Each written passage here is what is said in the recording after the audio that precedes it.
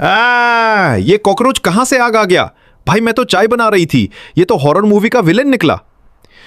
लेकिन फिक्र नहीं, आज हम घर की दो चीजों से करेंगे इसका दी एंड, वो भी स्टाइल से।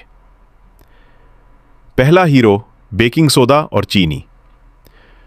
बस 1 चम्मच बेकिंग सोडा लो, 1 चम्मच चीनी मिलाओ। चीनी कॉकरोच को बुलाती है और बेकिंग सोडा उसका गेम ओवर कर देता है। यह मिक्सचर उन जगहों पर रख दो जहां कॉकरोच पार्टी करते हैं, जैसे सिंक के नीचे, फ्रिज के पीछे या डार्क कॉर्नर्स में। दूसरा हीरो लहसुन और पानी। 3 लहसुन के जाए लो, आधा कप पानी, ब्लेंडर में मिक्स करो, छानो और स्प्रे बॉटल में डाल लो। अब जैसे ही कोई कॉकरोच नजर आए, छीन स्प्रे मारो। कसम से उसका अगला स्टॉप पड़ोस का घर होगा।